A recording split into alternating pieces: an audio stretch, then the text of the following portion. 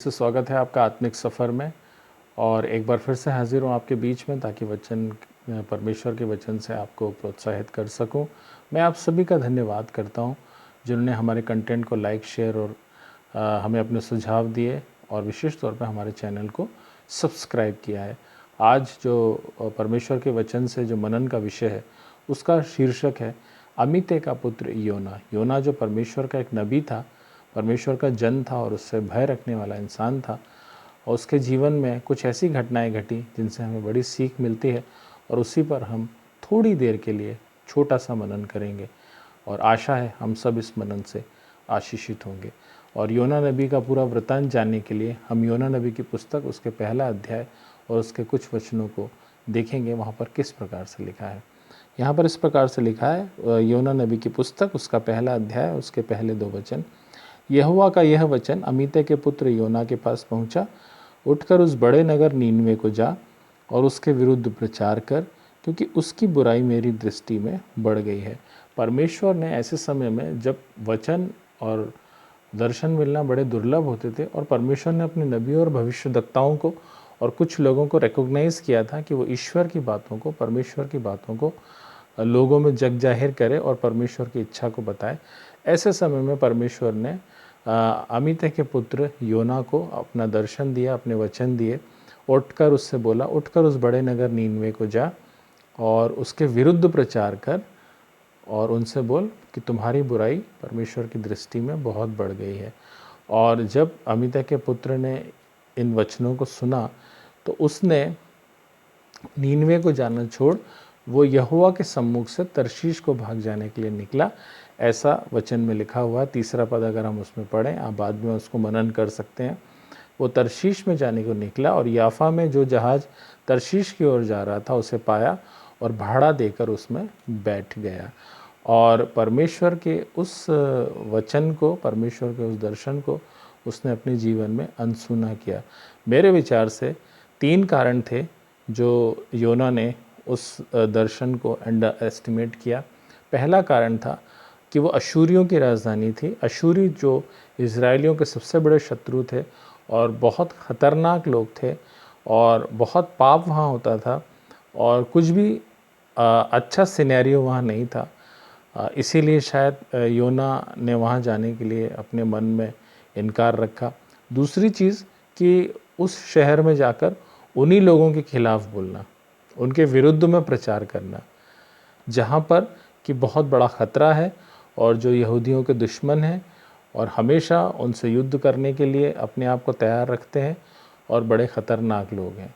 तीसरी चीज़ जो परमेश्वर ने बोला, उनको बोलो कि उनकी बुराई जो है परमेश्वर के सामने बहुत बढ़ गई है। और जब योना ने ये तीनों चैलेंजेस अपनी लाइफ में देखे तो शायद मेरे विचार से उसने नीनवे को छोड़ के तर्शीश की ओर भाग जाना उचित समझा, जो बहुत कूल वेल प्लेस था, और भाड़ा देकर वो जहाज के ऊपर चढ़ गया। योना के जीवन में हम देखते हैं, योना के जीवन में जो सोशल लेवल पे उसके जीवन में कोई बुराई नहीं थी। वो प्रभु का एक बहुत अच्छा नबी था, बहुत अच्छा दास था। और आगे हम 4थे और 5वें पद में देखेंगे वो उन मल्लाहों और जहाज़ के लोगों के बीच में टेस्टमनी देता है कि मैं जीवित परमेश्वर, इस धरती और आकाश को बनाने वाले परमेश्वर का जन हूँ, मैं इब्री हूँ और उसके सामने से भाग गया हूँ। इससे हमें ये पता चलता है कि वो उसकी एक अच्छी सोशल लाइफ थी और वो परमेश्वर का बहुत अच्छा जन था। तभी मेरे विचार से मुझे ऐसा लगता है परमेश्वर का वचन योना के जीवन में आया कि वो परमेश्वर के लिए कुछ कार्य अपने जीवन के द्वारा पूरा कर सके। लेकिन जब नीनवे के लिए उसको वचन आया, तो जब उसने नीनवे की कंडीशन देखी तो वो उन कंडीशनों को नज़रअंदाज कर कर तर्शीश की ओर जाने के लिए उसने अपने ध्यान को लगाया। और यहाँ लिखा है यहोवा के सम्मुख, यहोवा की उपस्थिति से वो भाग गया और तर्शीश की ओर जाने के लिए उसने अपना रुख किया। मैं आज आपसे ये पूछना चाहता हूँ, परमेश्वर ने जब आपको अपने सानिध्य में बुलाया है और आप परमेश्वर में अच्छे कार्य अपने जीवन के द्वारा करते हैं, आप अपनी एक अच्छी सोशल लाइफ बिताते हैं, और आप परमेश्वर के वचन को पढ़ते हैं, लेकिन जब परमेश्वर का वचन कुछ आपसे करने के लिए बोलता है और कुछ सेवा जो परमेश्वर आपके जीवन से चाहता है, क्या हम उसको करने के लिए अपने फोकस को लगाते हैं? क्या उसको करने के लिए हम अपने जीवन में अपने इनिशिएटिव को लेते हैं? क्या उसको करने के लिए हम अपनी आत्मा में इन चीज़ों के बारे में ध्यान और मनन करते हैं? जिस प्रकार से योना ने किया और कुछ घटनाएं उसके जीवन में आई, और यदि हम भी अपने जीवन में परमेश्वर की आवाज़ को नहीं सुनते हैं तो हमें भी बहुत सारी बातों का सामना अपने जीवन में करना पड़ता है, जिन्हें सीधा हम लिंक्ड कर सकते हैं अपने आत्मिक जीवन से कि परमेश्वर ने हमसे कुछ करने के लिए बोला, हमने उन बातों को नहीं किया। और मैं आपको एक बात यकीन के साथ कहना चाहता हूँ, जिस बुलाहट के लिए परमेश्वर ने आपको बुलाया है, जो कार्य परमेश्वर ने आपके लिए सुनिश्चित किया है, यदि आप बूढ़े भी हो जाएं तो वो कार्य आपसे वो करवा कर ही दम लेगा। जो कार्य उसने आपके लिए सोच रखा है, क्योंकि वो महान परमेश्वर है, उसकी महान योजना में आपका एक आपका सिनेरियो बना हुआ है, आपके लिए एक योजना उसके जीवन में बनी है। और परमेश्वर ने जिस योजना के लिए आपको बुलाया है, मेरे प्रियो, याद रखिए वो योजना आपसे पूरी कर कर ही वो दम लेगा। और जब तक आप उसकी पूरी योजना को पूरी नहीं करते, आप अपने जीवन में भटकते रहेंगे और आप अपने जीवन में कॉन्सिक्वेंसेस को देखते रहेंगे और आप अपने जीवन में उन परिणामों को नहीं देख पाएंगे जिन परिणामों को आपको देखना चाहिए, जिन सफलताओं को आपको देखना चाहिए, जिन आशीषों को आपको देखना चाहिए। और योना जो था वो यहोवा के सम्मुख से भाग गया। मैं आपको बोलूं, क्या हम परमेश्वर की आत्मा से भाग सकते हैं? हम परमेश्वर के वचन से नहीं भाग सकते मेरे प्रियो, हम यहोवा की आत्मा से नहीं भाग सकते। भजन का लिखने वाला कहता है, भजन संहिता 139 4 5 6 में पढ़ेंगे कि मैं परमेश्वर ने मुझे आगे पीछे से घेर रखा है, मैं उसकी आत्मा को छोड़कर, मैं उसकी आत्मा से कहाँ भाग कर जा सकता हूँ? यदि मैं जल की गहराइयों में जाऊँ तो भी वहाँ पर है, यदि आसमान पर चढ़ जाऊँ तो भी वहाँ पर है, यदि मैं पृथ्वी में नीचे उतर जाऊँ तो भी वहाँ पर है। परमेश्वर से हम नहीं भाग सकते। और जब हम परमेश्वर के सामने से नहीं भाग सकते तो हमें परमेश्वर के आगे सरेंडर करना है। और जो परमेश्वर ने हमारे लिए नियत कर रखा है, जो परमेश्वर ने दर्शन हमें दिया है, जो ये परमेश्वर की योजना हमारे जीवन के लिए है, उस योजना में हमको आगे बढ़ना है ताकि हम परमेश्वर के द्वारा ब्लेस्ड हो सकें। और जब योना तर्शीश से भागने के लिए उठा तो परमेश्वर ने एक प्रचंड आंधी चलाई, इतनी आंधी तूफान आया कि जहाज़ टूटने पर हो गया, लोग जहाज़ को खाली करने लगे और योना गहरी नींद में डेक में नीचे सोया हुआ था। और परमेश्वर का वचन कहता है, मल्लाहों ने उसे जगाया। मैं आपको आज बताता हूँ, यदि आप परमेश्वर की योजना और इच्छा को नहीं समझते हैं, यदि आप परमेश्वर के वचन की अद्भुत बातों का इम्प्लीमेंटेशन अपनी लाइफ में नहीं करते हैं, तो आप पाप के गहरी नींद में सो जाएंगे, आप सेंसलेस पर्सन हो जाएंगे, सेंस आपके जीवन में नहीं रहेगा। जैसे कि योना ने अपने सेंस को खो दिया थोड़ी देर के लिए। दूसरे अध्याय में पढ़ेंगे वो पूरा सेंस आ गया उसका, उसकी अद्भुत प्रार्थना को जब वहाँ पढ़ेंगे तो हम ब्लेस्ड होंगे, जो उसने मत्स्य के पेट में से करी। लेकिन अभी वो सेंसलेस हो गया है, बस वो भाग जाना चाहता वहाँ से, वो करना ही नहीं चाहता वो काम। लेकिन जो काम परमेश्वर ने हमें हमारे जीवनों के लिए दिया है, वो कठिन ही क्यों ना हो, वो विपरीत ही क्यों ना हो, हमको वो करना पड़ेगा। और जब परमेश्वर हमें कोई कार्य देता है तो उसको करने के लिए हमें वो शक्ति और सामर्थ्य प्रदान करता है, जो आगे के अध्याय में हम देखेंगे। जब परमेश्वर का वचन दूसरी बार योना के पास पहुंचता है तो वो जाकर उस नीनवे नगर में जाकर उन्हीं बातों को बोलता है जिन बातों को बोलने के लिए परमेश्वर ने उसको प्रथम अध्याय और पहले वचन में और दूसरे वचन में बोला था। सो मेरे प्रियो, जब हम अपने आत्मिक जीवन में आगे बढ़ते हैं तो हमें हमारे जीवन में परमेश्वर की आवाज़ को सुनना है और उस आवाज़ को सुनकर उस दर्शन में आगे बढ़ना है। यदि हम ये सोचते हैं कि हम परमेश्वर से भागकर कहीं चले जाएंगे तो ये हमारे लिए क्या, किसी के लिए भी इम्पॉसिबल है, क्योंकि ये दुनिया उसने बनाई है, हम में से हर एक को बनाया है। और इसी भजन संहिता 139 में परमेश्वर का वचन में दाऊद कहता है, उसने मेरे बेडोल तत्व को देखा है और उसी ने मुझे रचा है, वो मुझे माँ के पेट से गर्भ से जानता है। और इफिसियों की पत्री उसके पहले अध्याय में पढ़ेंगे तो वहाँ इस प्रकार से लिखा है, जैसा उसने हमें जगत की उत्पत्ति से पहले चुन लिया है।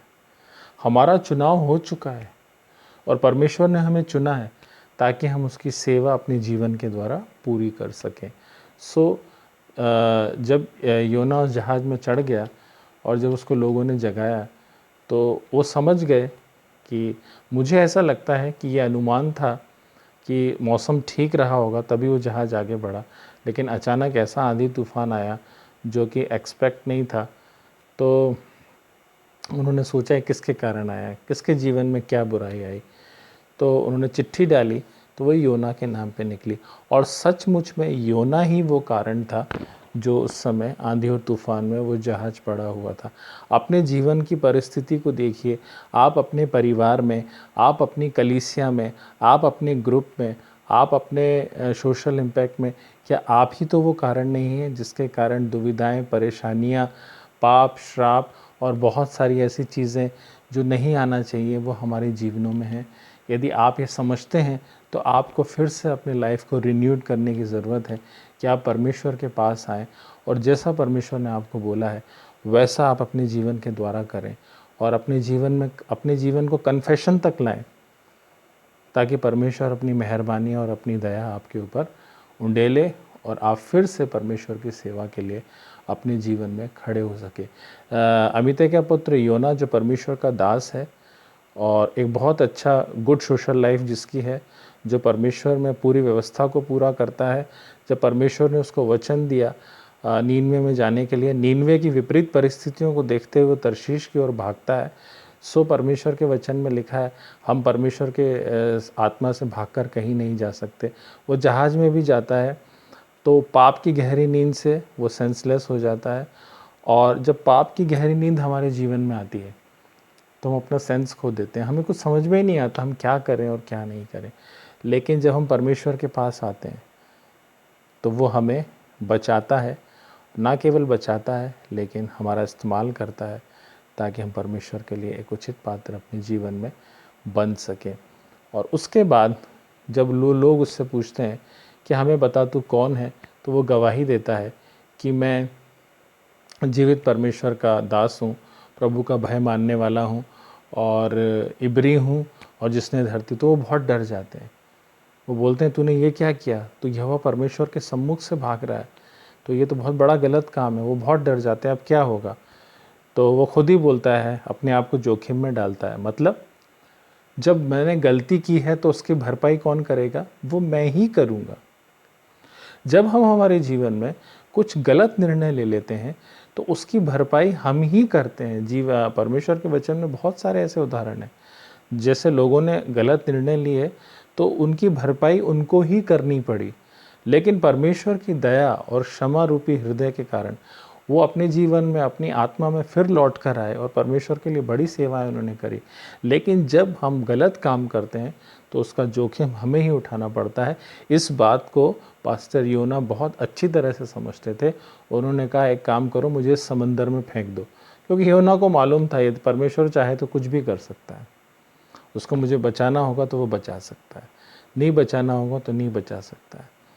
सो जब उन्होंने योना को समंदर में फेंक दिया तो समंदर शांत हो गया और सब चीज़ें शांत हो गई। उन्होंने परमेश्वर के लिए वहाँ धन्यवाद बलि चढ़ाए और ईश्वर का बड़ा धन्यवाद दिया। एंड ओनली योना is the responsible for all this things. क्या हमारे जीवन में भी हम इसी रीति से जिम्मेदार हैं कि हम परमेश्वर के वचन को ना मानते हुए उसकी आज्ञाओं की अवहेलना कर कर और अपने पाप की नींद में सेंसलेस बनकर अपने आत्मिक जीवन को बिता रहे हैं? तो हमें ज़रूरत है ये सोचने की कि हम फिर से परमेश्वर के पास आएँ, अपने सेंस में आएँ और अपनी पूरी कीमत को चुकाकर परमेश्वर के पास आकर उसकी सेवा को पूरी कर सकें। जिस प्रकार से जो जोखिम योना की वजह से आया था, तो योना ने ये एक्सेप्ट किया, ये जोखिम मेरी वजह से है।